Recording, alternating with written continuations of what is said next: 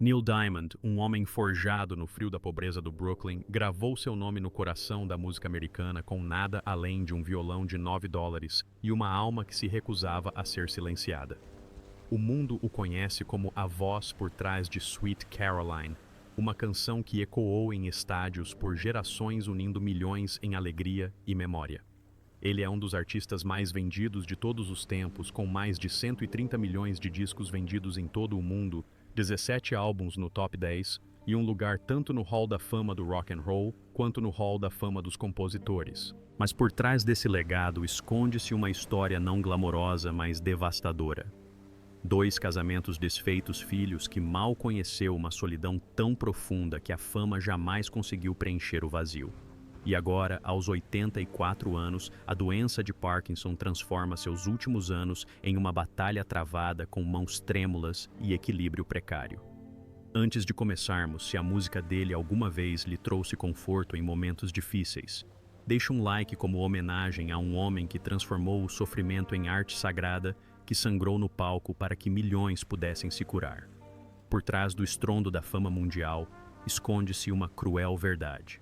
O primeiro palco de Neil Diamond não foi iluminado por holofotes deslumbrantes, mas pela luz fraca de um apartamento apertado no Brooklyn, onde o aquecimento era racionado e a esperança escassa. Ele nasceu em 24 de janeiro de 1941, no Brooklyn, Nova York, enquanto o mundo se despedaçava na Segunda Guerra Mundial. Seus pais, Akiba Keith Diamond e Rose Diamond, eram imigrantes judeus da Rússia e da Polônia, 2 almas que carregavam a fé nas mãos e a fome nos bolsos. Seu pai vendia produtos secos de porta em porta, correndo atrás de alguns trocados no frio intenso, enquanto Rose mantinha a casa unida com oração e paciência. Os invernos eram implacáveis. O vento entrava pelas frestas das janelas. O aquecimento mal se mantinha. A família mudava-se de um apartamento apertado para outro, nunca ficando tempo suficiente para criar raízes ou recuperar o fôlego. Neil aprendeu cedo que nada permanecia. Nem o calor, nem a segurança, nem mesmo o toque suave de Love. Os apartamentos cheiravam a repolho cozido e madeira velha. As paredes eram tão finas que ele conseguia ouvir os vizinhos discutindo, bebês chorando, rádios chiando com notícias da guerra. Ele dividia o quarto com o irmão mais novo, Harvey, dormindo num colchão que afundava no meio com cobertores que nunca o protegiam totalmente do frio. Quando o pai foi convocado para o exército, a frágil calma do seu pequeno mundo se despedaçou. Rose reuniu o pouco que possuíam abraçando os 2 filhos enquanto embarcava num trem rumo a Cheyenne, Wyoming, um lugar tão vasto e estrangeiro que parecia outro planeta.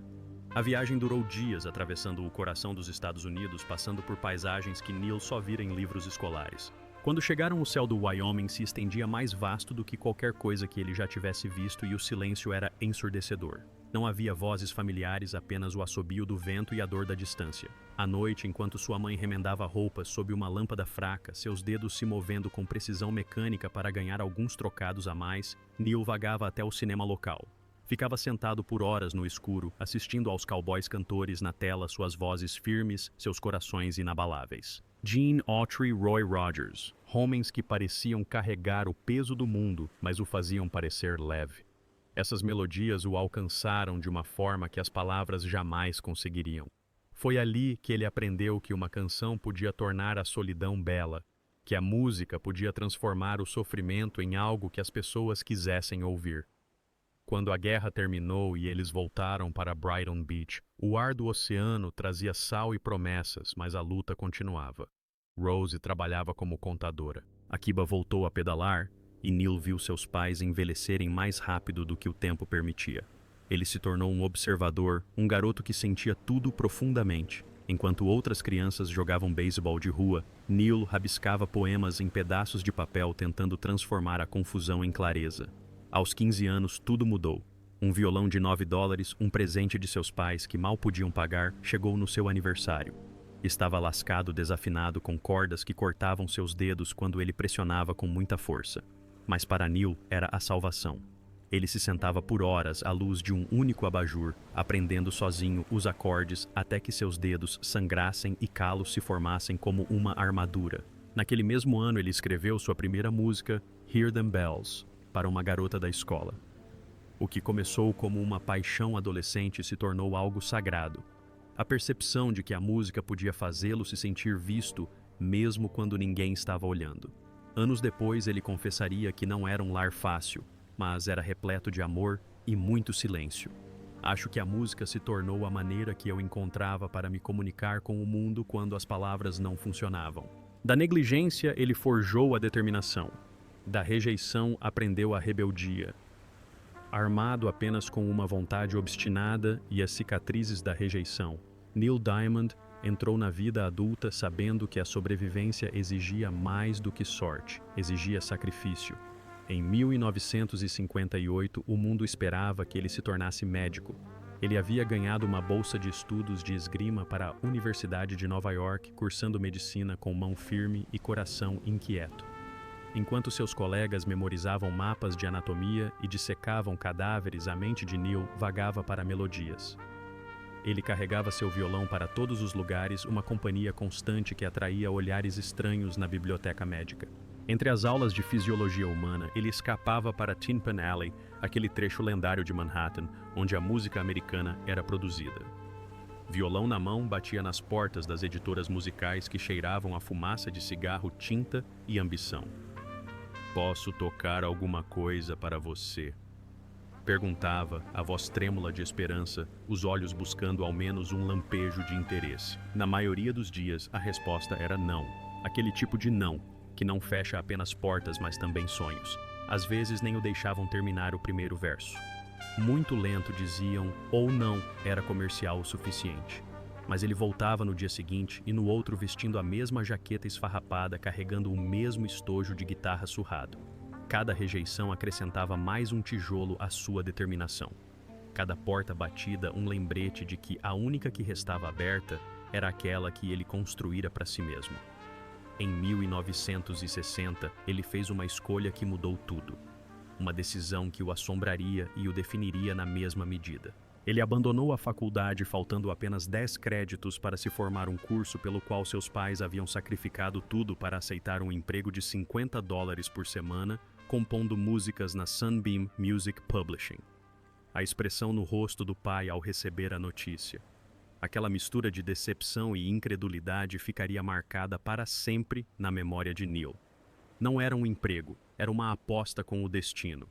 $50 para perseguir um sonho em uma indústria que devorava e cuspia fora aspirantes como ele todos os dias. O escritório da Sunbeam era pequeno, apertado com um piano que não era afinado há anos.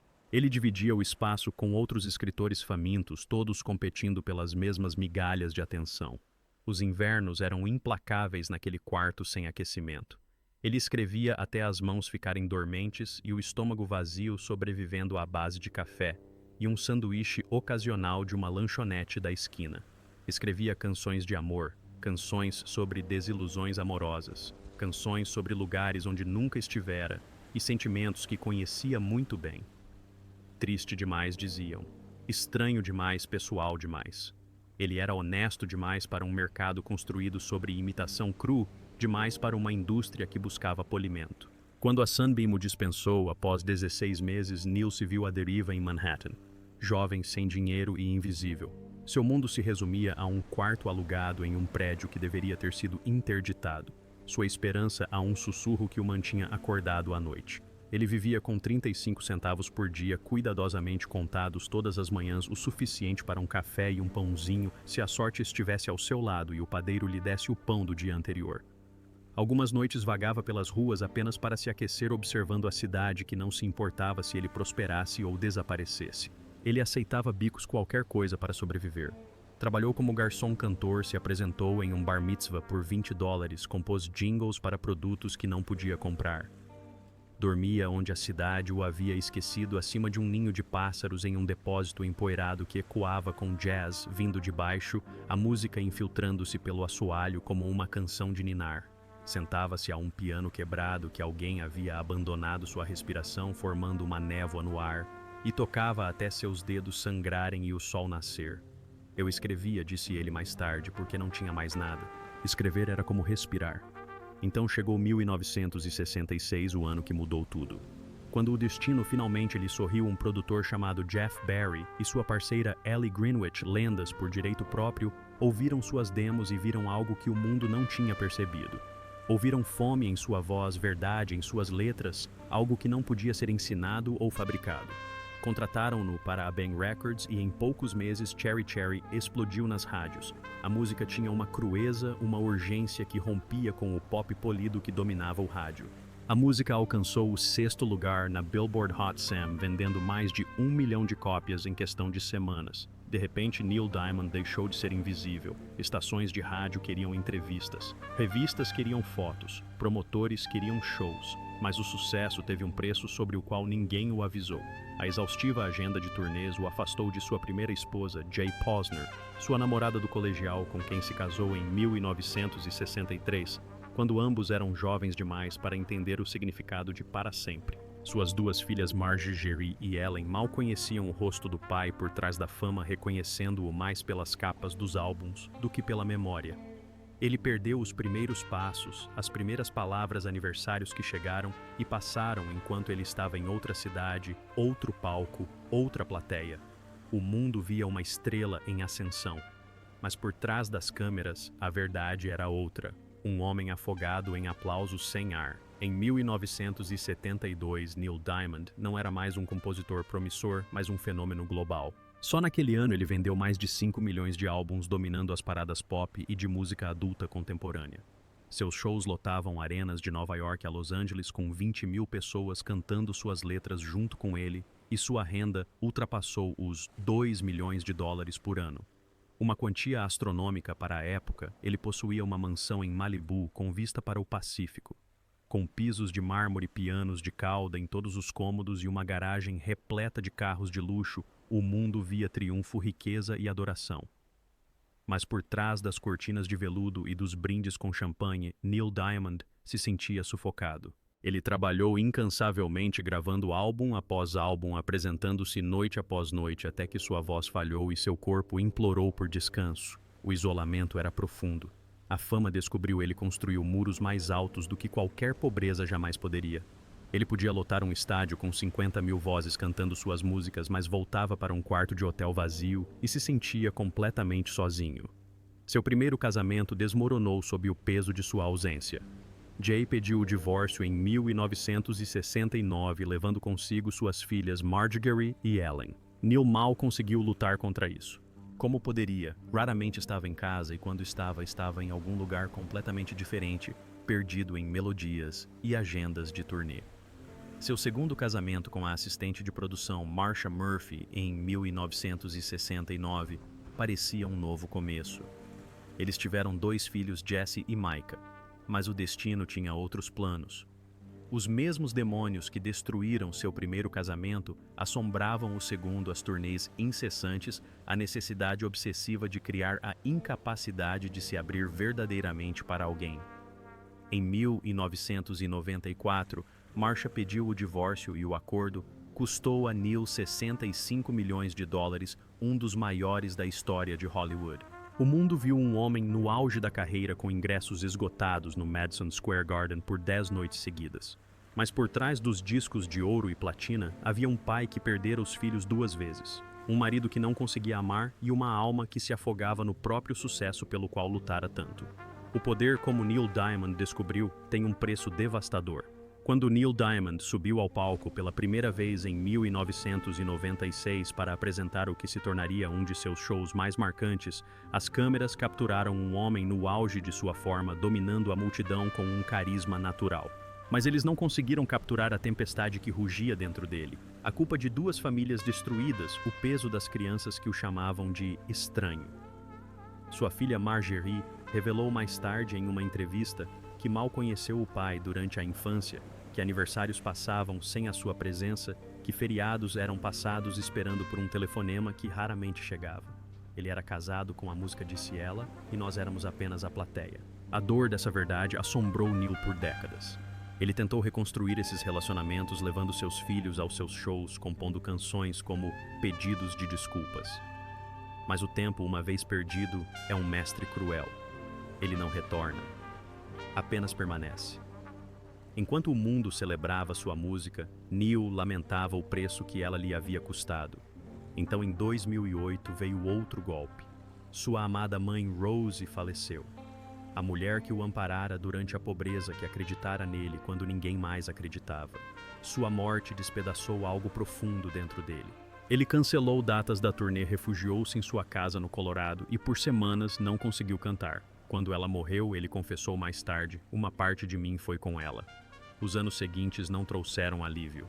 Em 2018, aos 77 anos, Neil foi diagnosticado com a doença de Parkinson. O diagnóstico veio como um ladrão na noite roubando o chão sob seus pés. Não pode ser, disse ele ao médico. Tenho trabalho a fazer, mas o Parkinson não negocia. Ele se insinua. Lento, cruel, paciente. Ele rouba seu ritmo, seu equilíbrio, sua certeza. Para um artista, é o mais impiedoso dos ladrões. O homem que outrora deslizava pelo palco, agora tropeçava no chão plano. 2 anos depois, diante do espelho, deparou-se com um reflexo que já não reconhecia, e assim, com lágrimas nos olhos, tomou a decisão mais difícil da sua vida. Após mais de meio século, afastou-se dos palcos. Foi com muita relutância, disse ele, mas esta é a mão que Deus me deu e tenho de fazer o melhor com ela. Em 2026, Neil Diamond não se apresenta como o artista invencível que o mundo outrora conheceu, mas como um homem que aprendeu que a sobrevivência exige graça. Hoje, aos 84 anos, a doença avançou. Os gestos antes vigorosos agora são mais lentos, seus passos deliberados, sua voz mais suave, mas seus olhos ainda carregam aquela faísca de desafio. Alguns dias são gentis, outros implacáveis. Seus dedos enrijecem seus músculos, se rebelam, o cansaço pesa. Mas mesmo nesses dias, ele cantarola para se lembrar, para resistir, para viver. Eu ainda canto, diz ele, porque quando canto, tudo dentro de mim ainda funciona em harmonia. Seu patrimônio líquido é de uns 300 milhões de dólares, conquistado ao longo de 6 décadas de turnês com ingressos esgotados e canções que se tornaram parte da alma americana. Ele vive no Colorado em uma mansão de 8 milhões de reais, construída em madeira e vidro na encosta de uma montanha. A propriedade tem mais de 900 metros quadrados. Lá dentro, discos de ouro e platina enfeitam as paredes, não troféus, mas memórias. Seu estúdio de gravação fica ao lado de uma janela panorâmica com vista para as montanhas rochosas, onde um piano de cauda aguarda os momentos em que Neil ainda compõe. Na garagem, repousam peças de sua jornada, um Cadillac Eldorado de 1968, um Bentley Continental e um Mercedes Classe S. Sua esposa, Katie McNeil, com quem se casou em 2012, tem sido seu porto seguro durante a luta contra o Parkinson. Seus 4 filhos, agora adultos, costumam se reunir com os netos, enchendo a casa de risos. Eles me lembram, diz ele, que a vida não se resume aos holofotes. Trata-se de quem está presente quando as luzes se apagam. Embora não faça mais turnês, sua música continua a emocionar o mundo. Seu musical da Broadway, A Beautiful Noise, recebe aplausos de pé todas as noites. Ele doou milhões para pesquisas sobre Parkinson nos hospitais infantis e programas para veteranos, sempre discretamente. Ultimamente as manhãs começam devagar. Ele caminha pelo jardim, bengala na mão, colorado vento no rosto. Senta-se ao piano dedilhando as teclas, não para compor, mas para recordar. Eu costumava correr atrás do mundo, disse recentemente. Agora deixo que ele venha até mim. Não há arrependimento, apenas paz. Aquela paz que surge quando um homem dá tudo de si e encontra a beleza e a entrega. A vida de Neil Diamond não se resume à fama ou à fortuna. É a canção de um homem que transformou a solidão em arte, que fez milhões cantarem enquanto travava batalhas invisíveis, que entregou sua alma de forma tão completa que seu eco jamais se dissipará. Porque o que importa não é o quão alto cantamos, mas sim a coragem com que mantemos a música viva.